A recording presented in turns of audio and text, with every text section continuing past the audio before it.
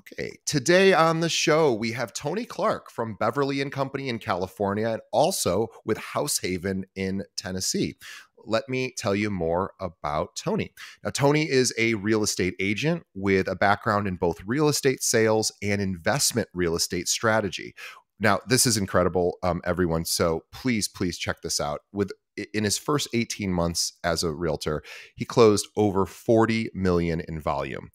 He also realized the importance that good systems make in a real estate agent's business and has since opened up his own consulting firm dedicated to helping agents improve their systems and to scale their businesses. And he even has his own CRM that is dropping probably by the time this episode is released. It'll be available. So I want you to check out Tony in a couple of different places. First, I want you to follow him on Instagram. So follow him at tonyclark.realestate. We'll have a link to that in the show notes. And I also really want you to check out his new CRM, and we're going to find out more about that today as well, which is RealtyFlow.io. Again, RealtyFlow.io. Link to that will also be in the show notes. Tony, welcome to the show. Hey, thanks for having me. I'm excited to be here. I'm excited to talk to you. I rarely. It's funny, I've been doing this show for 5 or 6 years now, and I always feel like I've seen and heard it all from our guests who are all superstars in the industry, but rarely do I get to talk to a rookie superstar. And not only did you close 40 million in your first year and a half, which is insane, obviously, but you also are like practicing now in 2 states and 2 markets, which is even more incredible. I know you're mostly in California, but you also practice in Tennessee, Nashville as well. So let's start at the very, very beginning, which is not much that long ago. But I'd love to know how you got into real estate and why.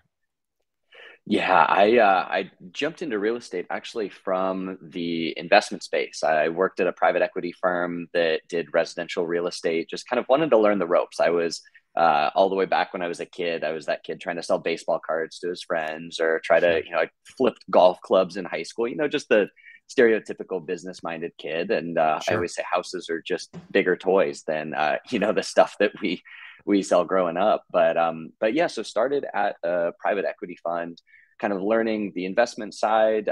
They were based out of California, but bought in different markets in the Southeast. And so I was essentially acting as a real estate agent for them, but just sourcing properties for them and running deal analysis, and really got a lot of good experience there, but realized pretty quickly that basically what I was doing for them was being a real estate agent who could only have one client. And so I wound up transitioning from the fund to getting my license, and actually wound up moving to Tennessee with my wife after I got licensed so that we could start, investing ourselves and build a clientele there, which was where I was really focused on when I was at the private equity fund.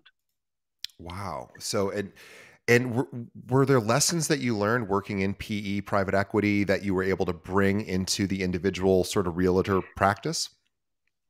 Absolutely. I think the big thing that I learned from private equity is whether you're buying one house or 1,000, it all comes down to the numbers, at least when you're looking at investment real estate.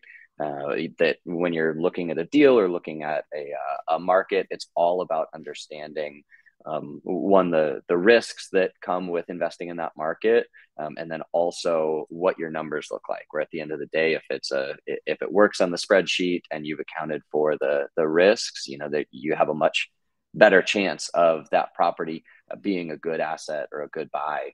And that translates to then working with individuals, where it again doesn't matter if it's a big fund or someone looking to buy their first property. You can just get down to the numbers, and at the end of the day, it is a big financial decision that they're making. Since I so rarely get to talk to anyone with your background, I just have a quick question. And again, I know you're still newer to this industry, but you have this unique perspective. Was it any surprise to you to see the iBuyers start to fade away? You talked about numbers, right? It's all about the numbers, and we're seeing companies that really should have those numbers locked in pretty well. And I'm not here to disparage companies like Zillow. Like, I love Zillow, but even they got it wrong, right? So it's interesting. What do you think's going on the iBuyer side? Yeah, it's one of those things that's so the model that the iBuyers use is so tough to do at scale. It was really Yeah. the PE fund that I was at was trying to do 1 to 4 unit residential properties at scale. And they were a small fund with, a few hundred houses. And I couldn't imagine a fund bigger than them doing what they're doing. You have to manage Yeah. so many people and so many contractors and keep so many things straight that even if you have multiple levels of management, it's just tough to get that right, and especially when you're buying with such tight margins, which is what we would see them doing. I know I brought a couple of properties to those iBuyers, didn't do a lot of work with them, but even the prices that they had to pay for the properties in order to win them and then try to sell them for higher, it's just Like, were it's a you tough able to look at business. those Yeah. and say, like, they're overpaying? This is crazy. Oh yeah. Oh, they were, I was like, either they're, much smarter than me because I haven't They been know around something that I long, don't. or something isn't adding up. And I'm not going to say I'm smart enough to go pay more than they are for this house. So I'm just going to let it be. Well, turns out they were wrong. So good. Yeah. Yeah. Um, but that's, and I'm sorry, I didn't mean to get us off track, but I figured I got Tony. He Yeah. knows the private equity world. I was like, Mm. what's going on with all these iBuyers? But let's get to the real meat of this, because the really impressive thing you did in the first 18 months is close 40 million in production, and that puts you in the top 1/10 of 1% of new realtors in the whole country. I mean, probably even more than the top 10, 1/10 of 1%. So you are at this very elite level. I don't think success happens by accident. Maybe unless you had a friend who had a $40 million property that we Yeah. sold. It was a one Then transaction. just sat Then on I the would beach say, the rest of the and year. even that, I want to hear that story too. But I don't think that was Yeah. what happened. So how did Mhm. you do it? Every one of our listeners and viewers is like, they're dripping with jealousy, just like I am. How did you do it? And what might you suggest to agents who want to duplicate that sort of success? Yeah, I mean, I think it was really a mix of a few things. And the first was, I did get very lucky with both the timing and the market that I was in. So, there were some things that I did, and I'll talk about that, but starting with, getting into real estate right during the COVID boom, and then Yeah. being in Nashville, Tennessee, which is one of the more talked about investment markets, definitely were some tailwinds that helped. So, but then within that, I know when I first got my license, I had a mentor who kind of told me, he said, hey, it's the first thing you need to do is find a niche. And for me, I'd kind of thought that, investment real estate made sense, but also it was like, who's going to listen to a kid in their mid 20s tell them about investment properties? So it was this kind of double Apparently, a edged lot of sword. people. That's yeah. And so I really, that mentor was really pushing me on that. And I said, okay, I'm not going to do any marketing to first time home buyers. I'm not going to do any marketing for luxury real estate. I'm just going to focus on this for 6 months and we'll see how it goes. And it was definitely slow getting started. Those first few months, you just kind of bumble around and try things that don't work and try some things that work. And I think at least when I was first starting out, it was niching down and saying, I'm just going to focus on investors. And even within that, saying, I'm looking for a very specific type of investor. And I think this can go for any real estate agent who, even if investors isn't your niche, but let's say it's first time home buyers. For me, I said, I'm looking for investors who need loans on the property, where they're not the flippers that are paying all cash and going to go flip 50 houses. I don't want to go write a bunch of offers for them and get rejected. I'm looking for an investor who has enough money for a down payment and is looking for a rental that's just going to give them monthly income. There's a lot more of those out there, and there's less. It's kind of this sweet spot where there haven't been as many realtors, at least that I saw in Nashville, who focused on that. And so once I identified that niche, then it was just asking the question, well, okay, where are they at? Where can I find them? And then it turned into a lot of just let's go to real estate meetups, and let's go. Bigger Pockets was a big Oh, source. Like, let's go sure. find those people, essentially. I'm going to pause you for a second, because I want, for Yeah. anyone who is listening who is a little bit lost on like what Tony's talking about. So, his niche was, he wants to work with investors. He wants buy and hold investors who need loans, right? So we've now identified his niche. Now, you might be thinking, well, where does Tony find these people who and there are places to find it. But my question is actually going to be a different question, Tony. Is it? It's been my experience talking to other investors and Mhm. people in this industry who do what you do, that finding the investors is actually the easy part. My suspicion is finding the Mm. deal is step number one. In other words, finding those Mhm. opportunities to then present to a versus, now traditional, primary residence home buyers are, they can look on Zillow, they can look on Redfin. The Yep. agent isn't always the one that finds the property. Mhm. The buyer or is usually finding the property and bringing it to the realtor. I want to go see that place. Now, for on the investor side, I'm guessing it's you finding the deal and then you saying, here's a cash flow opportunity, and then going to Mhm. your pool of investors. By the way, for anyone who isn't familiar with Bigger Pockets, it is the largest online forum for real estate investors in the country. It is by far the top of the mountain. If you ever really want to get a good education and understand how investors think and talk to each other, it's basically like Reddit for investors. That's what it is. It's where you can. It's a social component. I've had the Bigger Pockets guys on my show before. I love those guys. They're just awesome, and it is a great place to learn how to talk to investors. But anyway, was I right about that? That finding the opportunity is really the hard part, and finding the money and the investors is the easy part. Absolutely. I think that's the first step, being finding the investors. As far as, if you find a great deal but nobody can buy it, then you're kind of out of luck. But that's definitely the easy part. And I think then going and finding the deal comes down to, even first, I think understanding who you're working with on the investor side and what they're looking for. That was something that I learned from the private equity fund that I took into real estate. Was, let me sit down with this investor and work through exactly what they're looking for in a property. And without getting too technical on the investment side, basically saying, here is either the return that you're looking for, or what kind of neighborhood are you looking for, as far as how quickly it's growing versus how stable, or whatnot. Let's sit down and figure out what you're looking for, and then go find properties that fit that box. It's the same thing when I work with, because I will take clients on who are looking to buy their first home, or friends and family. And it's the same thing as, I could love a house that we go see, but if it's not the kind of house that they're looking for, I just wasted both of our time. And so to Sure. really get narrowed down on their criteria, that then gives me a better feel for going out and finding those properties, so that when I present it to them, I, one, know how to present it, and say, look, this is what fits your goals. And also I can kind of weed out a lot of the properties that don't. So it kind of winds up being an easier way to search. So basically, you meet with an investor. You say, okay, Hmm. what are you looking for? In other words, is there an annualized rate of Hmm. return that you'd like to have? Yep. Is the K1 for tax deduction the most important Hmm. thing? Is it the income? Is it the appreciation? So Tony walks his or doesn't walk people through. He finds out exactly what his investors want and need, and then he says, okay, I get it. I know what you want. Now my job is to go find these properties. So here's question number two. So now you've identified the needs of the client, and now Hmm. it's okay. Now you got to find the hard part, the property. Where are you finding the properties? What percentage of the time are the Hmm. properties on the MLS, and what percentage of the time are you doing creative ways to find things that are not Yeah. available on the MLS?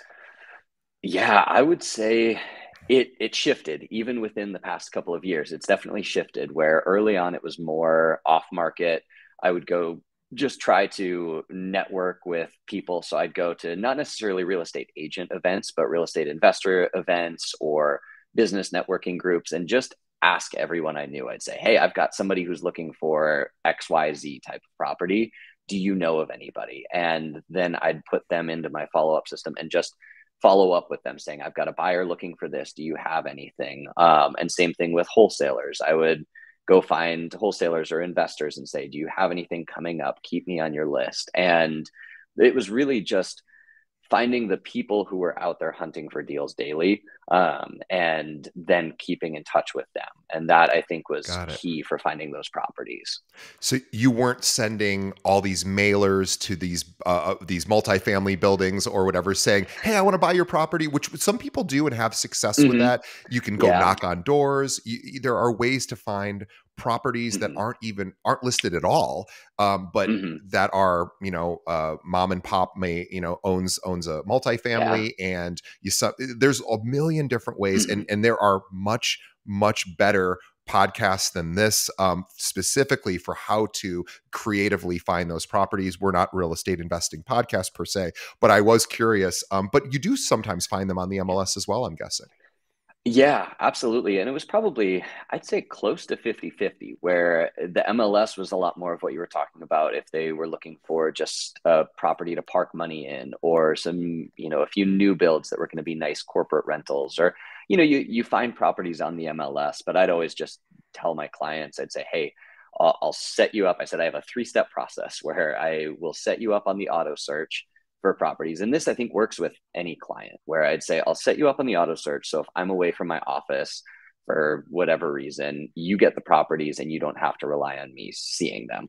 I'll also CC myself on the auto search in that step too. And I go through that once a day. So if there's something that really jumps out to me, then I'll reach out to you directly as well. So it can be, there's two-way conversation, that I'm actively looking for you. And then 3 is the off-market properties. And that's, I'll really be personally reaching out to you on those. But I think that helped me win a lot of clients initially, where they said, oh, he's going to do more than just set me up on an auto search and wait for me to respond, and just kind of Right. earn some trust early on.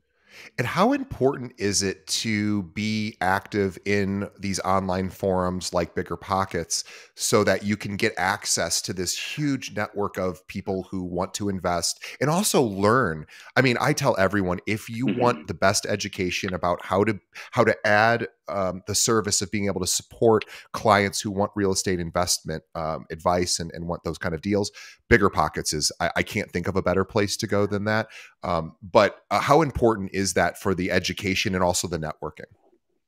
Oh, absolutely. I think it's big. If people, it's just reaching out and letting people know that you're there to add value. I think that's the big thing, is if you're there to learn and to add value, that networking is big, because everybody can kind of see through if you show up with the business card to the networking event and say, hey, call me if you're going to buy, sell a property, and they'll add your card to the list of 20 other people. Yeah, But yeah. if you're there and you're either, very interested in learning about their experience, and that's where I see real estate agents and lenders and people who do that really well.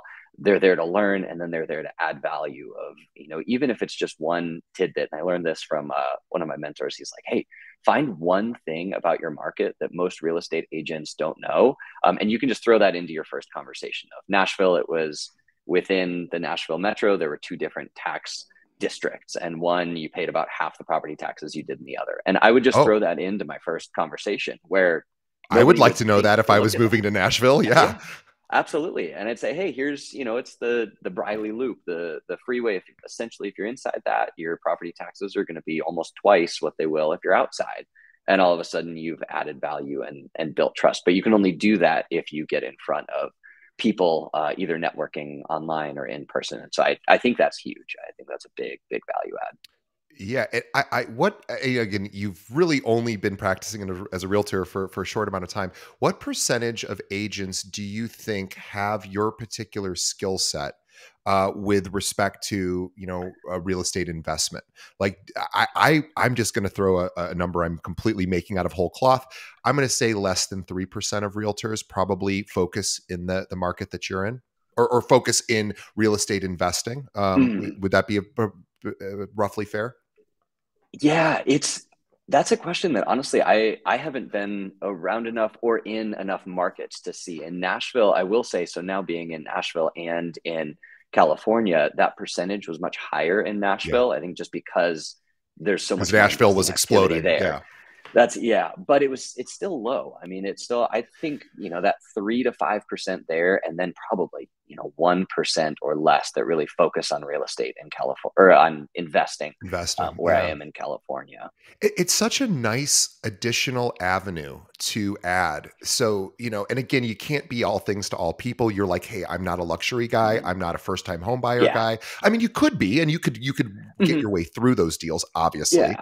but it's not your main focus. But Mhm. it's a nice thing. If it was me, and I guess it's all about what you're into. Like, you came from that world. You Mhm. came from the PE world. Yeah. It's what you're into. You're a numbers guy. You're a systems guy. And Hmm. let's switch to systems, because that is, anyone can grind out, not anyone, but a lot of times people think, well, Hmm. Tony did 40 million in 18 months. In his first 18 months, he must have just grinded it out. And you probably did. But I'm curious to know what systems helped make that a Mm. little bit easier for you, because I imagine you were working pretty long hours to get to those numbers. That's yeah, it was really definitely trying to figure out how to take what I was doing. My motto as far as growing and scaling is I say, okay, let's work really hard, and then let's figure out how to simplify what I'm doing so that I can Right. scale bigger. And then work really hard, simplify, scale. Like that's kind of how I think about it. And so the first few months that I was in the business, it was let's just call everyone I can on my cell phone or go through Facebook or keep a Google sheet, and then realize that's not sustainable for anything. And so then started using a CRM and really keeping track of my contacts and trying to set tasks for myself to follow up with people and trying to, still make it personal, because we've all seen the automated emails where that you're on a mailing list and it sounds like a mailing list and you burn trust that way. So I said, well, I don't want to do that, but let's figure out how to keep in touch with my clients and really just organize my database, because like you were talking about with, oh, go ahead. No, I Yeah. didn't mean to interrupt your flow. I'm super Yeah. excited to hear about what Mhm. systems you built to do this. Yeah. Yeah. So it was really the first one was my database, and at first I used the CRM that was provided from my brokerage, and then tried a couple others. But it was really more the functions of anybody who went into my database or anyone I met went into my database. I'll start there. And then I tagged them as whether they were a buyer, seller, vendor, friend, whoever. And then they'd get added to a couple of things where, one, I just had a newsletter that I pushed out, and it wasn't anything groundbreaking. I didn't spend a lot of time on it, but it was just, hey, I'm in the market. Here's a little tidbit to add value. And then from there, I always knew, one, I would be able to fish kind of with that newsletter, and then anyone who was active, I really kept track of where they were in the process and what they were expecting from me. If I had active clients, I would know that, hey, I'm going to call them every couple of days or every day or whatnot. And then anybody who was still a new lead, I'd push them through. I did have a few automated campaigns and templates and things I'd use for new leads, and it was really, I I would just develop those based off of, if I did something once, I'd say, let's figure out a way to simplify this the next time. So let's put an automation or a task in, and then let's figure out how to do 100 times more work with that same system without it breaking. So you'd meet with a client and you'd get a sense of Hmm. what their expectations are of you, and you would identify those and Hmm. probably arrive at some sort of agreement, like whether it's verbal or just internal. Yeah. You're like, okay, I know what I need to do for this client, which means I'm Hmm. going to call them either every day, every other day, every 3 days. You made that determination. Of course, every client could be different, and you make that determination, and then you set up the repeating tasks so that you don't forget. Again, this sounds so basic. However, the basics or the fundamentals are usually Hmm. what win the game. And so, as silly as it is to go, remember every 3 days in your calendar, you have to call so and so. It's funny. I've told this story before, and I apologize for our audience that has heard it ad nauseum. But I talked to one of the top agents in Chicago here many years ago, and I said, "What do you think?" It literally out of 46,000 agents, she's number one. And I was like, "How did you? What? Why are you number one? And what did you do different?" She goes, "DJ, I call every one of my clients every week." And I go, and Wow. she's like, well, the active clients, right? And she Okay. goes, Yeah.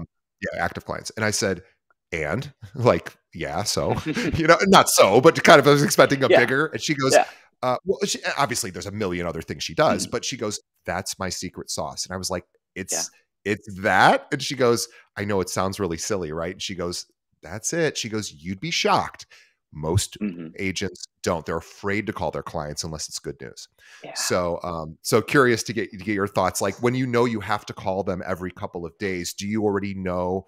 I mean, unless it's like new news that you have to Mhm. prevent to them, do you know sort of what you're Yeah. going to say? Yeah. Yeah, typically it'll be, and whether it's a, I say call, sometimes it would be a text. I'd use the Sure. word communicate of, Yeah. get in touch with them to stay top of mind. And yeah, when there was no news, it would really just be usually just a quick text of saying, hey, just wanted to check in with you. Nothing new on the market today or nothing new I've seen, but wanted to let you know I'm looking. And Perfect. that was it. They know that I'm looking for them, but there was nothing there. Not I dropped off the face of the earth because they haven't heard from me in 2 days, and they're checking Zillow for 3 hours a day and feeling Right. like their agent isn't there with them. Yeah, the number one reason people fire their agent is shocking, not shockingly, communication. Hmm. It's consistency, Yeah. communication. So okay, so you now have these systems in place where, Hmm. with respect to communication. What other? Tell me about how you began to develop your systems so that, because again, that isn't necessarily super easy to Hmm. scale, right? Because you have a certain number of Yeah. clients, you have a certain number of phone calls or texts or emails you Hmm. can make in a day. So how do you sort of keep it all organized? Yeah. So what I started to do with the systems is, as I kept scaling, I said, okay, I need to push a system until it breaks. Where, like you said, the tasks, I let me just call everyone until I can't call everyone anymore, and then let's step it up. And so within my niche, what I wound up doing is I started tracking where I would lose clients, and I Oh, started to interesting. see, like, okay, I'm getting X amount of leads in from, and you mentioned Bigger Pockets. I bought Bigger Pockets leads for a long Yep, time, and they were a sure. great lead source where Mhm. they would come in, and I had an automated workflow. It would come into my CRM. I'd hit them with an intro email that had a video in it saying, here's a little bit about the market. I'd love to book a call with you. Here's my calendar invite. And then I just had an automated email and text that would go out every day to them, just if until they booked a meeting. And Sure. so that, as one example, I realized that came out of me realizing that I was losing a lot of leads that came in because even though I felt like I was reaching out to them quickly within, 15, 30 minutes, it wasn't instantaneous and somebody else was. And Isn't that amazing? Yeah. That's yeah, like 15 to 30 minutes. It's almost like it that's happened a century wild. ago. Yeah. Yeah, because by that point they're done looking at properties and they're moving on to their next thing. And if somebody calls them right when they're looking, it's, when if I need my lawn mowed and I go call one lawn care company and they don't pick up, I'm just going to move on and call the Of next course. one. And it's ridiculous when you're looking at it from the other side of things, of we have Yeah. such short attention spans, but it's such a big thing. So but yeah, I would track really, that being one example. I would track where I was losing leads and then try to figure out a way to plug that hole on, if it was okay, new leads are coming in and I'm converting them at 20% and I should be at 30, or I think I can get to 30. Let me go analyze that part of my business and make it better. And this is where I'm just a data and numbers nerd on that side of Yeah. things. And so I'd look at that, or then I'd look at my pipeline and say, okay, I'm getting a lot of good clients in, but then I'm not, I'm losing them once they become clients, and I should be converting higher here. Okay, that's because I'm not finding good deals for them. Let me go find more ways to find them properties. Or under contract, am I not doing a good job of communicating with lenders or inspectors or getting bids from contractors? There's different factors at each stage of the client Sure. journey, or after they bought a property, how much repeat business am I getting? And if it's low, how can I follow up with them better? So I kind of developed 5 different stages where I could be losing clients, and then I just try to optimize each one of those and make those better. So it's all basic Incredible. stuff, but it's just putting a framework in to think through it. Well, push-ups are basic too, and they're also super That's important, yeah, right? So, and I yeah, mean, that with the highest yeah. possible compliment, because it's always these fundamentals. And just as you were telling me, I'm thinking about, I'm a recruiter, right? Basically, recruit realtors. So I was trying to apply this to my own systems of like, where do I lose recruits? Like, why do they end up Mm, choosing other firms, yeah. and where in my process? But because I think that comes from that private equity large scale size. Even though you were at a Hmm. smaller firm or at a smaller fund, you still were managing hundreds of houses, and so this idea of scalability is obviously important. So you have to look for those weak points, and this idea of doing an audit in your communication Hmm. chain, in your or just in your sales pipeline, and looking at your Yeah. 5 stages, identifying those weak points and plugging those holes, as you said. Boy, I'm loving that. And you're a numbers guy, so you're a metrics person. So everything Hmm. is benchmarked and metriced, and we know if we're above the line or below the line. And if we're below, and what's really cool about real estate stuff is there's a lot of data out there that you can Hmm. use to say what is the on a Bigger Pockets lead or a Zillow lead or whatever it might be. Yeah. The average close rate is this. I want to get to X. So a lot of this data is already there for you to benchmark against. And it just helps you become super efficient, I imagine. Hmm. Absolutely. And I think it's something that had not everybody in real estate, but I feel like most of us are pretty competitive too. And so if you can use data to say, oh, here's where the average is, or here's where the top tier are, I'm sitting, below that. Oh, what's it going to take for me to get there, for me to get to the next level? And I think it's a good mesh of being able to use those data points to push yourself to be better. Yeah, I mean, I would even encourage all of our listeners or viewers, if there's someone in your local market who's a realtor that you admire that has like a very, some really impressive numbers, whether it's production, whether it's days on market, whether it's, Mm, percentage over list price, whatever the metric is that you're like, how do they do that? Literally call them and be like, I am so enamored with the way that you do X, Y, or Z. I'm your biggest fan. I noticed you do all these things. Could I grab 15 minutes of your day? I'll mhm. buy you coffee or lunch or whatever. I promise you that will be, call 5 of those people. One of those people, if not all 5, will take that 15 minutes. And have you ever done that? Where are you reaching out to other mentor? You said you have mentors, so Yeah, absolutely. I think that's something that either both within my market in Nashville, I did that a few times, and then even outside of the market, I'd find somebody who was out in Ohio or Pennsylvania where they're love just it. crushing it in their market. But I'd say, hey, one big fan, would love to and in investment real estate, it was the hey, I can add value. I would love to push people your way if they're not a fit for Nashville, like the numbers look good in your market or whatever. Would love to pick your brain for 15 minutes. Or, usually instead of pick your brain, I don't like that saying as much Yeah, it's like of who cares? Yeah, just, yeah. hey, I've got these 3 questions, or here's the one thing I'm struggling with. Would you mind Yes, sharing what you do here? Because I see you doing it really well. And that's an awesome. easy answer for them. They don't have to think through, oh, what's he going to ask? It's no, here's the question. Here's where they Right. can add value, and they're happy to give a And few it's minutes. super flattering to ask someone for their advice. It is what Mhm. you we think maybe, oh, we'll be annoying those people, we'll be bothering them. Maybe you will, but good chance you won't be, because they're going to be so Mhm. flattered that you've recognized something in their process that probably most people don't recognize. They just see them as successful, Yeah. or and you're like, hey, I noticed you do this one Mhm. thing. Like you said, I'm such a fan of Yeah. that. I would love to learn how you do that, and maybe I can add value to you and help you, Mhm. and et cetera. It's all about those connections and those.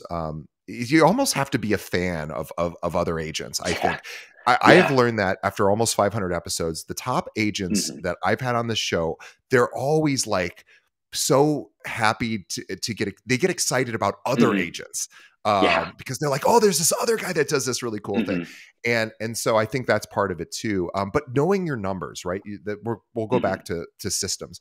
You got to know your numbers. You got to spend the time every single day studying your local market, studying your niche. You got to know the numbers. And most agents, the good news is most agents really don't know their numbers, if we're being Mhm. honest. So for the people Yeah. that do spend that time and really niche down and figure out where Mhm. they they they they they blossom and bloom, and it's so impressive, because most Mhm. agents aren't going to spend that time doing it. Yeah. Yeah, absolutely. And so I think if that's you, and either if you're numbers driven or even if you're not, but you're able to take a little bit of time and run through it, you have such a leg up on the competition, or you'll at least. And I'd love to hear your take on this too. I think that's how you can build a sustainable business. You're never chasing the next client. Then you say, here's my marketing budget for this month, or here's how many people I need to cold call, or if I do this, then this will happen within reason. Markets can change and shift, but Sure. you're never, I would think you'll be less stressed on when's the next deal coming in, because you're focused on those things that you can control to make that next deal happen. Totally. And all that we can ever really control is our thoughts and actions, right? So it's like Yeah. that's Yeah. all we can control. And the good news is we can control it mostly. Um, but I want to talk about RealtyFlow. This is your CRM because you are a systems guy and you were looking for a Mhm. CRM solution for your particular niche. And you were like, I you couldn't really find one that was a perfect fit. You're like, I'm going to build one. Mhm. So, and by the way, many people have attempted this. This is not, Yeah. this is a tough, tough business, but Mhm. I want to, if I was going to, I would be looking at a CRM from a guy who did 40 million in his first 18 months. That seems like a guy I'd want to follow. Um, so tell us about Realty Flow and what you're looking to do with that. Yeah, it really so RealtyFlow came out of the essentially came out of the consulting firm that I've been running for the last few months on basically I've been going in and exactly what we just talked through with other real estate agents saying, hey, I'll come in, I'll help you audit your numbers, I'll help you look at, what systems you're using and let's figure out ways to streamline your business and kind of come in and do that. And I went through that a few times with agents and realized that there were some similarities between really agents at different productivity levels. The top tier agents usually had their systems pretty dialed. A lot of newer agents, their systems were like giving a Ferrari to a 15-year-old who hasn't learned how to drive yet. Right. You get these big CRMs that can do a million different things, but really you just need a way to manage your contacts, track deals, manage tasks, which that was the one weird one that most CRMs don't have just like a Google Tasks kind of thing where you can Yeah. just put sticky notes in. It all has to be assigned to contacts and whatever. And then just do, basic automated texting and emailing and then tracking those things. And so from that, I was able to link up with a couple of business partners that I'd worked with one before, and one is a developer, software developer in the Netherlands, and they just finished another project, and they were like, "Hey, Tony, what are you working on?" And it just kind of meshed where we decided we were going to launch a real estate CRM, really with the same motto or mantra that I've been using for my business on just this is designed to simplify your business so that you can scale and so that you can then go work hard on your business and then simplify it through the system and then scale. And so it's not meant to be anything groundbreaking other than just here is a clean, simple way to look at everything in your business instead of a convoluted dashboard with 1,000 different things going on that you have to sift through. So, I I think what a lot of times CRMs are, they're built by developers, and developers aren't necessarily real estate agents. Sometimes they are, mhm, sometimes they're not. Mostly they're yeah. not. And so I think sometimes CRM companies, tech companies get some of the tools a little bit wrong, only in the sense of Mhm, understanding that providing all of these different features, functionality is great, but what it can result in for especially a newer agent is a lot of anxiety. So they get this, like you said, they mhm, get their CRM, which is fully featured, has all these amazing yeah. tools, and yet it becomes overwhelming because there's so Mhm, much. It's basically a blank canvas with all these different all this different paint, a million different yeah. paint colors, and it's like, oh, what do I do? So you're looking to sort of simplify the process, streamline it, make it really accessible to agents, so that they can plug in and scale up. Exactly. And I think just designing it, you hit it right on the head, designing something that's for real estate agents, because a lot of these big companies, it's a CRM that works really well for an enterprise Fortune 500 company with 5 levels of management. Sure. It needs to do a lot more than a real estate agent or even a brokerage or a team where you're tracking very specific things. And it's really just saying, let's remove all the stuff that would work well for other industries, but that you don't need in real estate, and then do the things that you need in real estate really really well. And then let's bring in some fun stuff like we pulled in chat gpt so you can write listing descriptions and some other things. We just you know pulled that in so that you can do all of that from the crm, but it's really like let's do the essentials really really well and get rid of the fluff. Yeah, yeah, the fundamentals. Let's Mhm. keep the machine oiled and running. Yeah. I love it. So I would encourage everyone to check out realtyflow.io. Check out you can do demos there. You can see the CRM in action, and hopefully maybe, become a client. So check out RealtyFlow.io. Also, I want everybody to follow Tony on Instagram, TonyClark.realestate. We have links to both of those in our show notes. Tony, one last question. Now, you've had a tremendous amount of success in the last 18 months, which again, it's like blowing me away, your success. And by the way, hugely jealous of you. So amazing success there. Jealousy in the most positive way. Give us one mistake that you made, or something that you're struggling with right now, just so that we know you're human. We know that you have your own struggles. Oh, how much time do we have? I'll give you a list. I think if I were to think back, kind of the number one mistake that I make over and over is I try to do too much instead of leveraging either leveraging basically anything, leveraging other people's time or abilities or knowledge or software or all of these different things. I think the big mistake is I fall into the trap of, if I want it done right, I need to do it myself. And I think Right. everything from I don't need to go to every showing. I can have a showing agent do it, or I don't need to, pretend like I know stuff that I don't. Let's go call a mentor, or let's, employ other people on my team and train them so that they can go do things better than I could on my own. I think that's the thing that I struggle with the most. And so it's not even a mistake that I made one time. It's something I'm still working through on. I try to hold on to things longer than I should, instead of delegating them and putting them into the hands of people who can do them better than me. My boss has always said, if you delegate something, assume, and again, this is not like written in stone, but this is his philosophy. Assume that the person you delegate the task to will do it to about 70 to 80% of what you would do. So it's not going to be perfect. It's going to be 70 to 80% perfect. And then maybe you come in and tweak the little last 20, 30% of it. But even that would be pretty helpful, right? So like, even if they don't quite get it to the Tony Clark perfection level, they can get you at 70, 3/4 of the way there. And then you just, run the ball into the end zone. That's a pretty good deal, but it's hard, because you do have to accept less than perfect work. Because Tony, you have very specific standards, high standards for, whatever, task you may be delegating to somebody, and you have very specific rules and structure.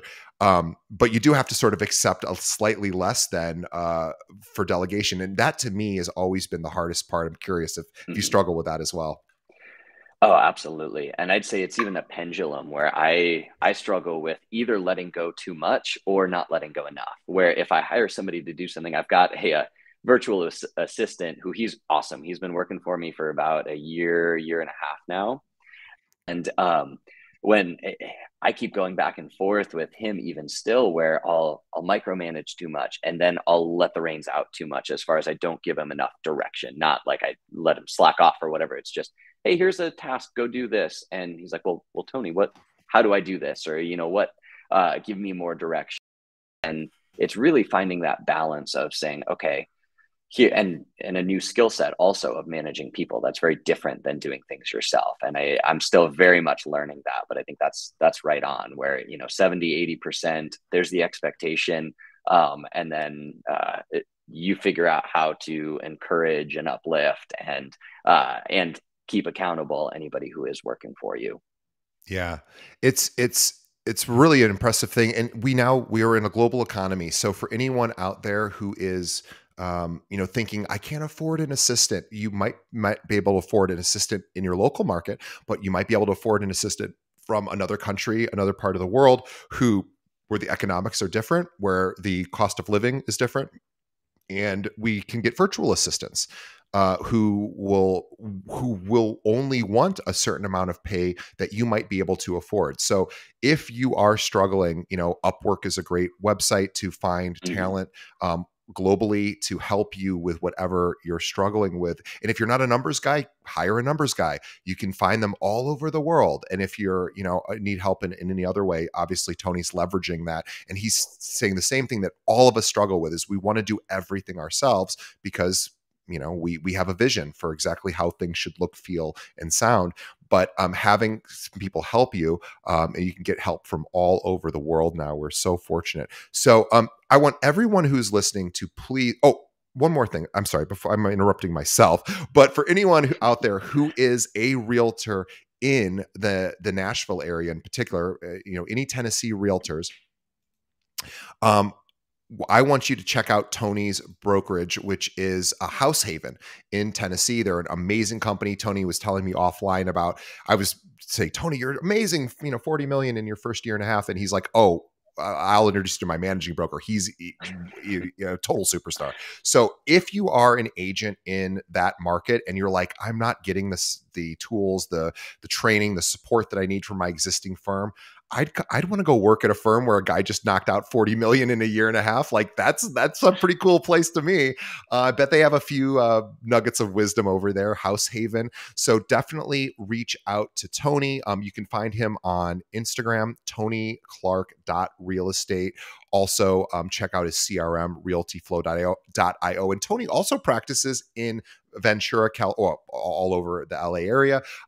He is with Beverly and Company out there as well. So if you ever wanted to team up with him out in California as well, he would reach out. And remember too, Tony does deals all over the country. So he needs realtor partners. So he has investors that are looking for properties everywhere. So maybe you might have a client that is looking for a deal that Tony can put together in another state, another market. So if you're a realtor and you just want to network with Tony and sort of trade deals back and forth, it happens all the time. Reach out to him, find him on Instagram, check out his CRM as well. And Tony, on behalf of our audience, this has been such a fun conversation with you. We had a record number of people watching live, which is amazing. So I'm so excited for that. So on behalf of everyone, the collective audience, thank you. We appreciate you. On behalf of Tony and myself, we also want to thank the audience for making it all the way to the end of the episode. Please, we ask that you do just one thing to help us. Tell a friend. Think of one other realtor that you know that is struggling. I mean, it's 2023. This is a tough year for realtors. Let's be honest. Let's make it a little bit easier for them. Send them a link to this episode so that they can learn from Tony, and they can have a $40 million next year and a half, just like our friend Tony. Tony, thank you so much. You're amazing. I'm excited. We'll have you back on the show as you continue to scale, because 40 million is your bottom now. So I'm excited to see where you're headed. You'll probably be $1 billion producer in 10 years or so. So I'm excited to continue to watch your ascension. But keep us in the loop, and we will see everybody on the next episode. Thanks, Tony. Yeah, absolutely. Thanks for having me. Thanks for listening, and really appreciate the invite.